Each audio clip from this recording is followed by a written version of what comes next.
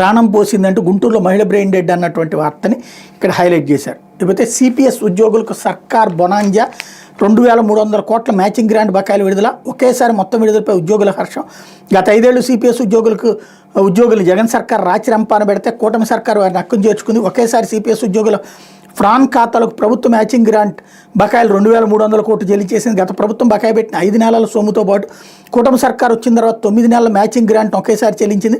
ఫిబ్రవరి వరకు matching grant PRAN ఖాతాలో జమ అయిందని మెయిల్స్ రావడంతో సిపిఎస్ ఉద్యోగులు సంతోషం వ్యక్తం చేస్తున్నారు. గత ప్రభుత్వంలో ఎప్పుడు 12 నెలల మ్యాచింగ్ గ్రాంట్ బకాయిలు పెండింగ్లో ఉండేవని, దానివల్ల లక్షల్లో నష్టపోయేవారని ఏపీ సిపిఎస్సిఏ అధ్యక్ష ప్రధాన కార్యదర్శులు కోరుకొండ సతీష్, సీఎం దాస్ గురువారం ప్రకటనలు తెలిపారు.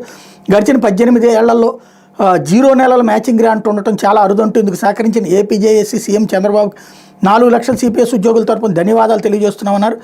కూటమి ప్రభుత్వంలో ఉద్యోగులకు మంచి జరుగుతుందనడానికి ఇది మంచి ఉదాహరణ ఏపీ సచివాలయ ఉద్యోగుల సంఘం మాజీ కార్యదర్శి జి రామకృష్ణ అన్నారు. డిఏ బకాయిలు త్వరలోనే జమ చేస్తామని ఆశిస్తున్నామన్నారు అన్నటువంటి వార్తని హైలైట్ చేశారు. ఇంతకీ సిపిఎస్ రద్దు కదా వాళ్ళు కోరింది, సిపిఎస్ ఉద్యోగుల సంఘం.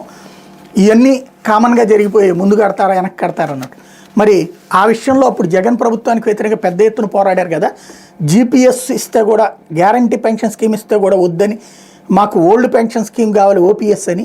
మరి ఇప్పుడు అర్జెంటుగా మార్చేసుకుని సిపిఎస్కు ఓకే, ఇంత అద్భుతమైనటువంటి సేవలు అందించిన చంద్రబాబు గారికి గొప్ప సంతోషమని పొగుడుతున్నారే. ఏం జరుగుతుంది అసలు అక్కడ? ఇది దినపత్రిక.